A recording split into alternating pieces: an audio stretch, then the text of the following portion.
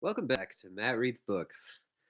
I'm so tired and I've had a hard time actually getting myself to do this, so here we are.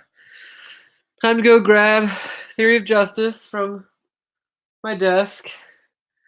We're going to do 30 minutes of this. And this time, it's going to be with the twist. Because instead of just reading everything, I'm going to summarize every paragraph so that it's technically not just me illegally creating audiobooks anymore. Okay, it'll probably still take a while to get through the same amount of reading, if not less.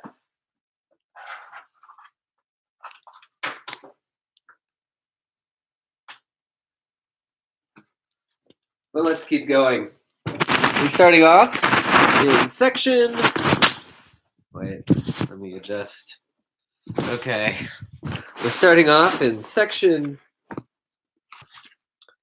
14, Fair Equality of Opportunity and Pure Procedural Justice. And as I said, I'm just going to give you my summary. So let's go ahead and start the timer.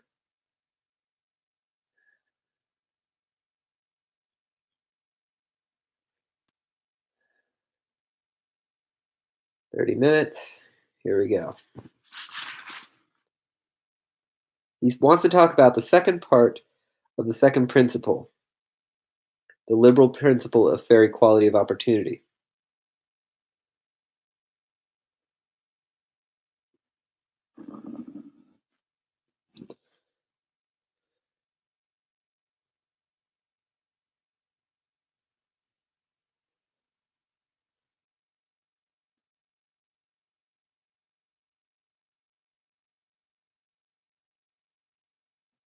He's trying to connect it to pure procedural justice in a few ways.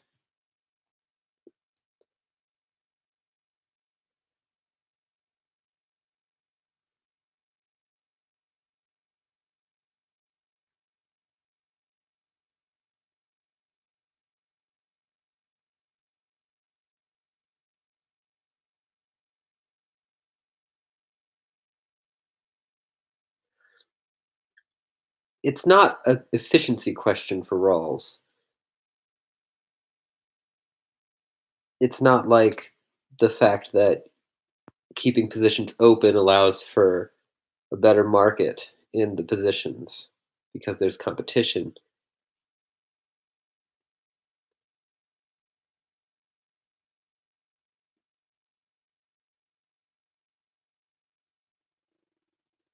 But rather, it's that people walked. And it has nothing to do with the reward you might get from such a system.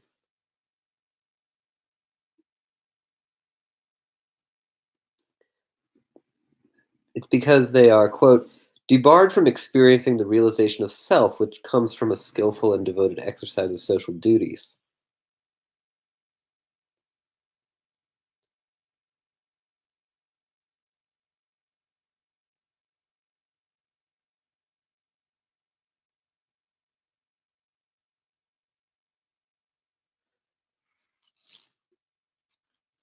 Not all theories of justice regard the basic structure as in such an important place as Rawls.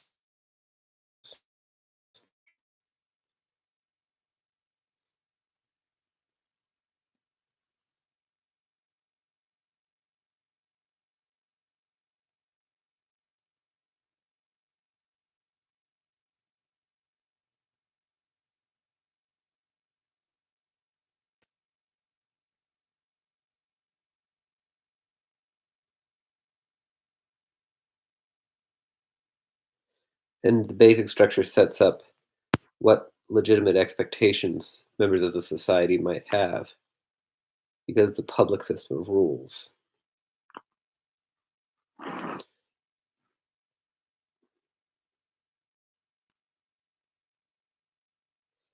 And all of this suggests the idea of treating the question of distribution as a matter of procedural justice alone. Is what Nozick will actually come up with.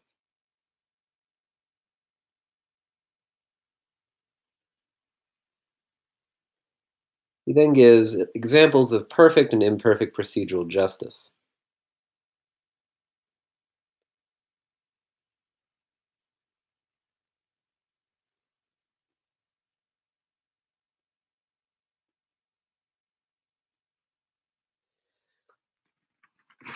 The first example of a fair division of a cake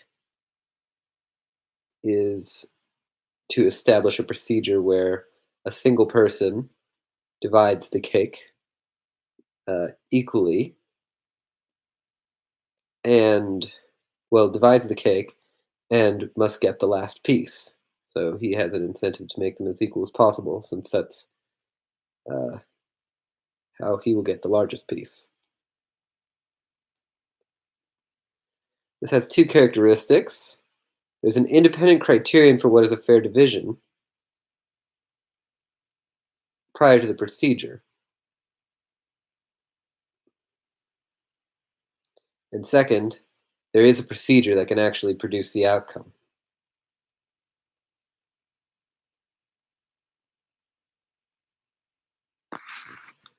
And even though there might be details missing, that's fine.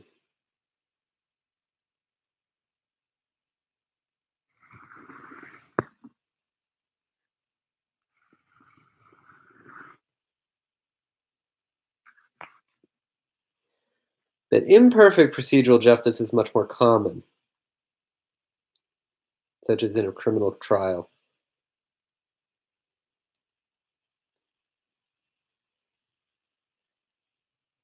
You can't make legal rules that always lead to the proper conviction or declaration of innocence. So you might develop theory that tries to find what rules are best for advancing that purpose. Consequently, you might have quite a variety of rules and patterns of rules.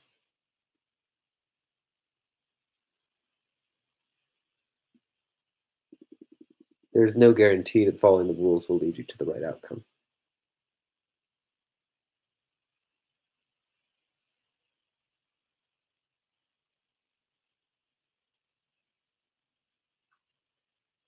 Characteristic mark is that there is an independent criterion for the correct outcome, but there's no procedure that can certainly lead to it. So we can tell whether we have achieved it once we have all the information, but we have no procedure that we can set up to just run.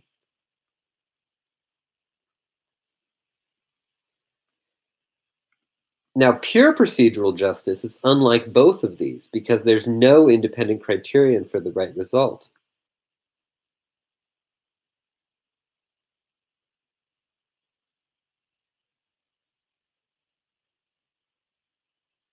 Consider the example of gambling. If you engage in a series of fair bets, the distribution of cash after the bets are over is by definition fair. As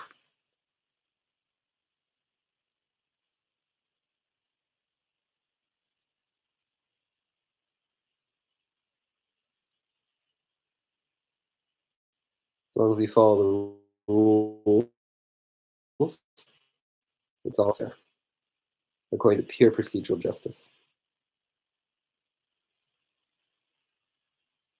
But of course, any distribution could be the result in a series of gambles.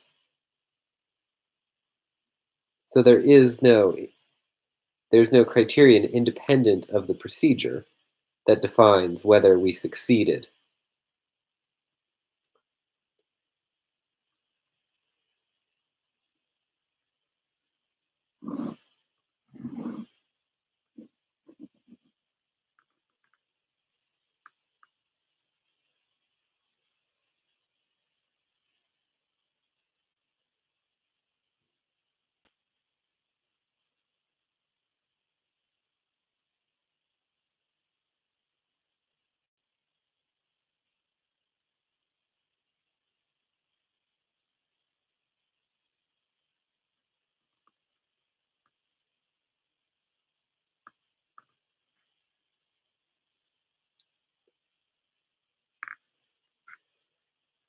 And Rawls makes the point that it's not a mere counterfactual. Just because you could have a certain distribution come about by a fair process doesn't mean that such a distribution is fair. The fairness is only commuted based on the actual process having been the process that led to it. So, for example, gambling is able to produce any distribution, but it's only actually fair if you had a fair series of gambles. If you had something else, it wouldn't be fair. Um, or if you had some unfair procedure, uh, then you could still get the same result as if you had gambled, because gambling can have any result. Um,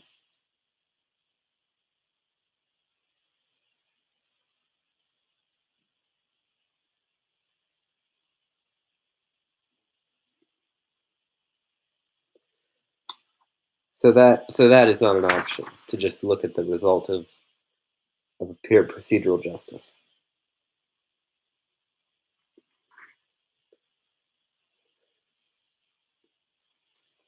And so this is Rawls's argument for emphasizing the basic structure, a just system of institutions.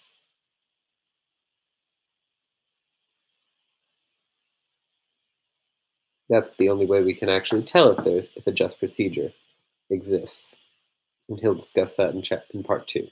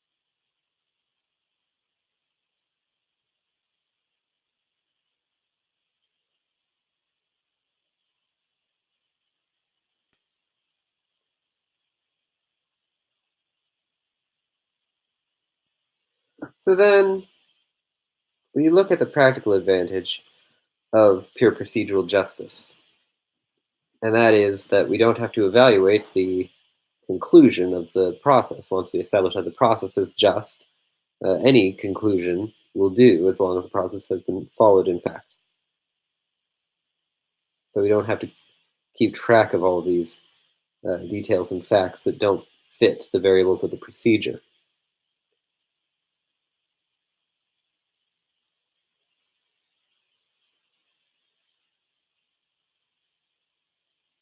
You only have to look at the basic structure and judge that from a general point of view. Unless there is the only way to make a complaint is to find a particular position, a particular representative man of a particular part of society that is especially disadvantaged in order to criticize the basic structure.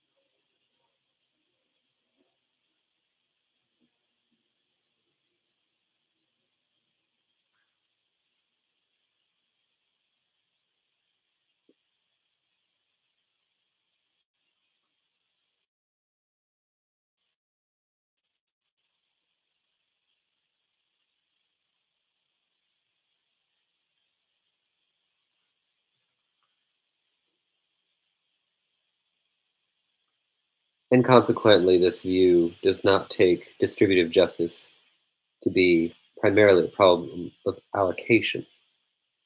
We can't look at any distribution apart from the basic structure and um, and know whether or not it's just.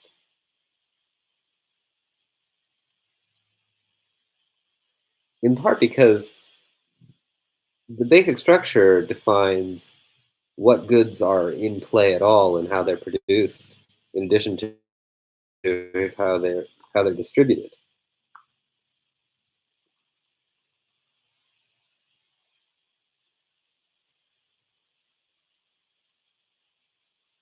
Or the basic structure does that.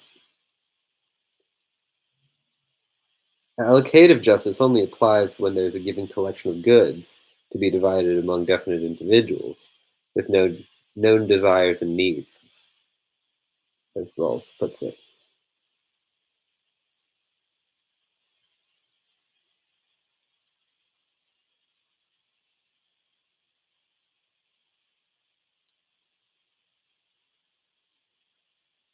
And Rawls says, in that case, when it's simply a set of goods ex nihilo among definite and static individuals, then justice becomes just efficiency, um, perhaps subject to classical utilitarianism.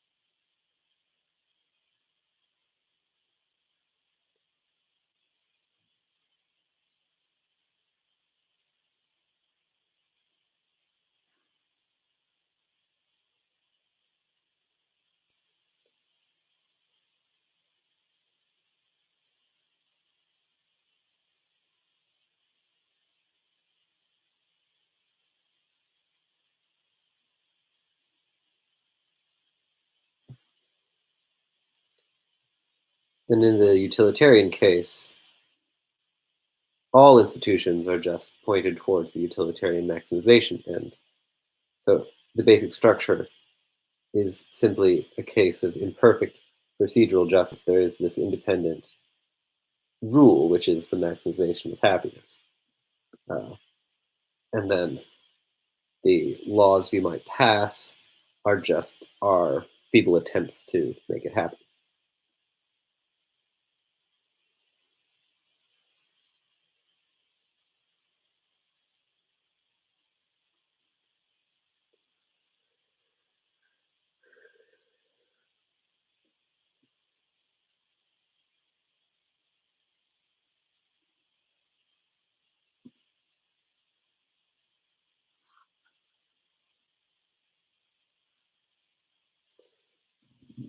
Here's one interesting bit of pessimism.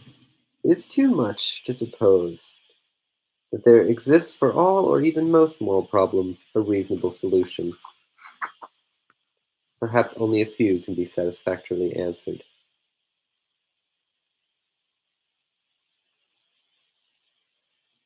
And thereby, the best we can do is make sure that intractable difficulties do not often arise, and accept that we need clear and simple principles.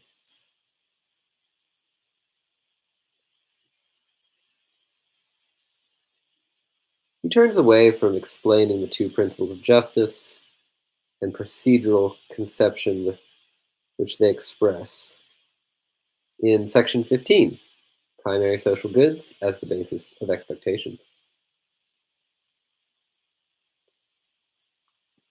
Oh, hmm.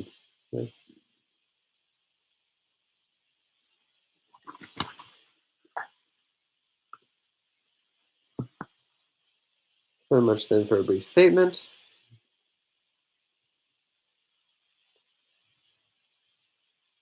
So how do you estimate expectations? And he wants to compare with utilitarianism.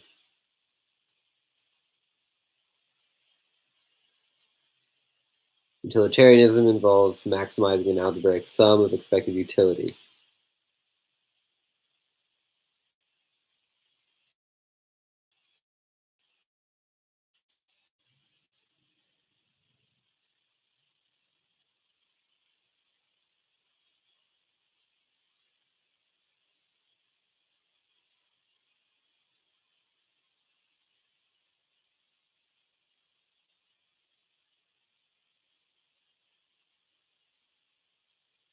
There are issues such as utilitarianism requiring cardinal measures of utility and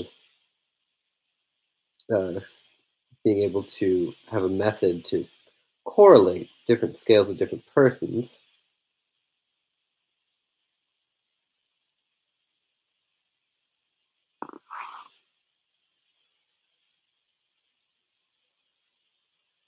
And the validity of utility is made questionable by the problems of bias and self uh, as generating both our intuitions about utility and, I'd say, utility itself.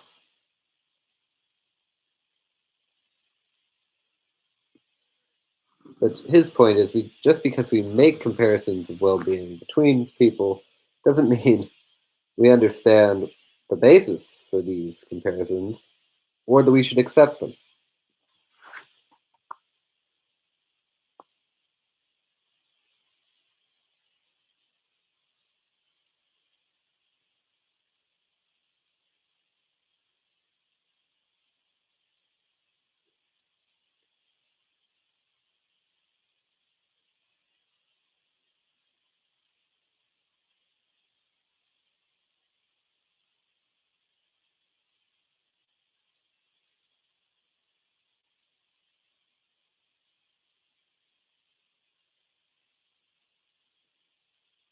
But the real question about utilitarianism is whether total or average happiness is to be maximized at all.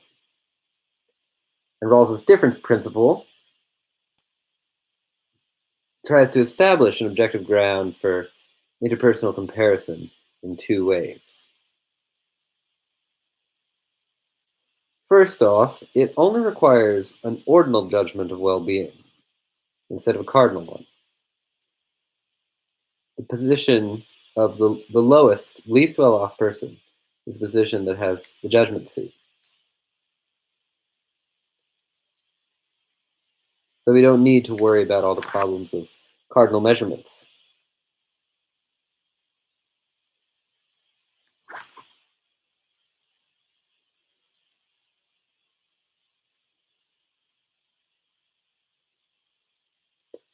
And second, the difference principle simplifies what we're comparing, because everything is in terms of the expectations of primary social goods.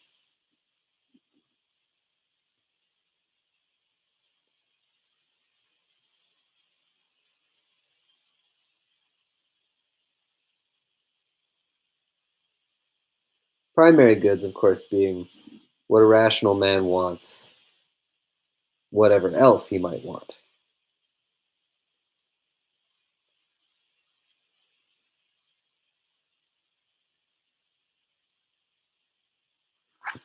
So basically, the things that are commonly intuited goods for humans.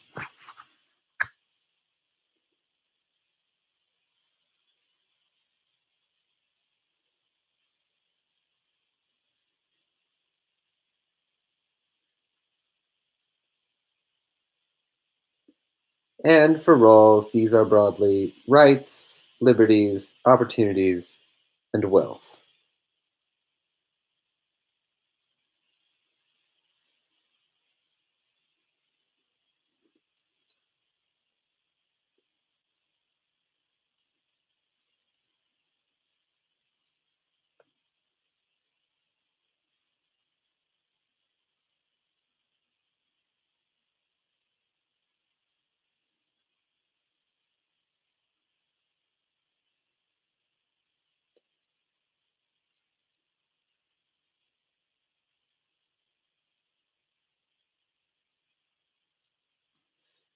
And Rawls gives an Aristotelian view, which is also respected by Kant and Sidgwick, that a person's good is determined by what is for him the most rational long-term plan of life, given reasonably favorable circumstances.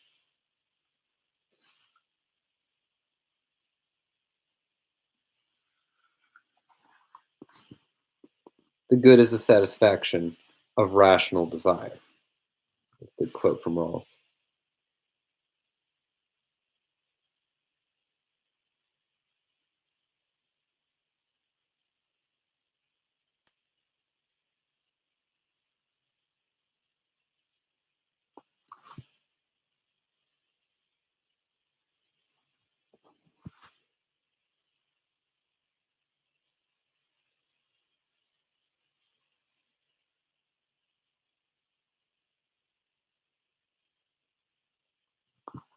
And of which there is no other plan which is even more preferable. So there are problems with this. How do we come up with these primary social goods? But if they're serially ordered, or if the two principles of justice are serially ordered, we've simplified the problem. The basic liberties are equal.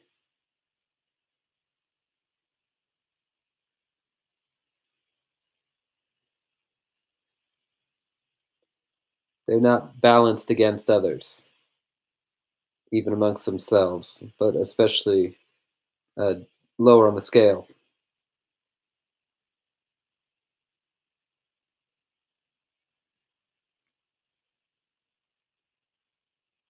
But of course, there are primary social goods like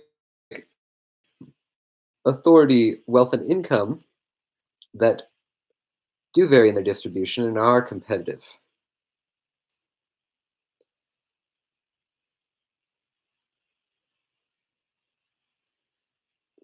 But we only have to really worry about the least advantaged group, the representative man from the least well off.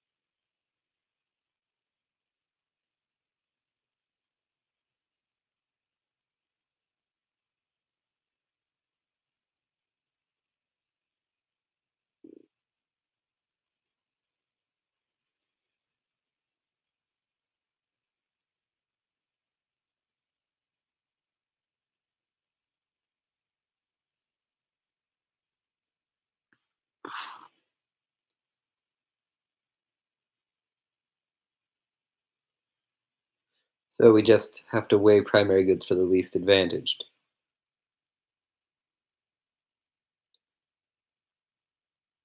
And so we ask, if you are a representative and a member of the least well off group, what combination of primary social goods are most rational? And of course, we have to rely on intuitive estimates in this in an unavoidable way.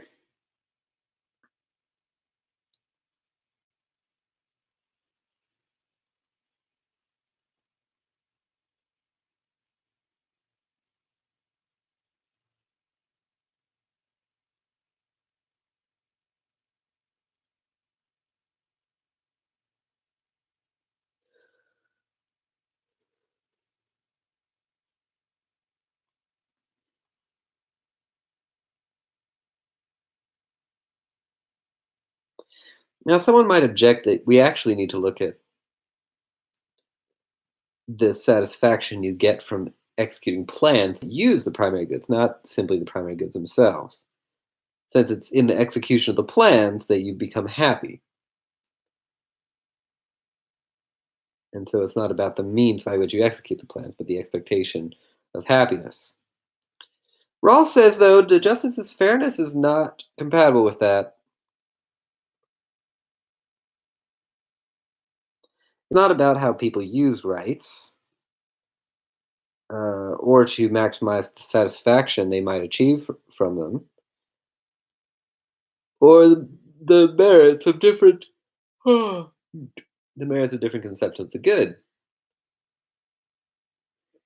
We're already assuming that the members of the society are rational, so they're able to adjust their conceptions of the good to their situation.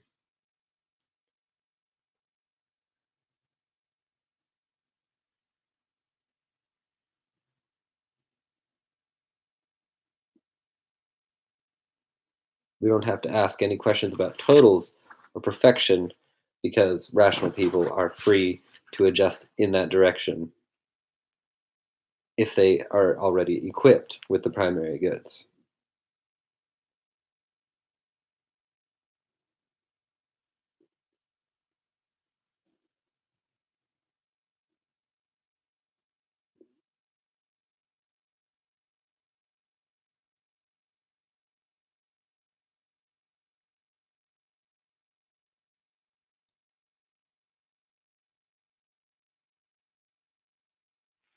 So we're indexing happiness. Oh, that's it. So we're indexing happiness to what is necessary to carry out all rational plans. And in this way, we get away from having to define which rational plans are worthwhile and which ones are not.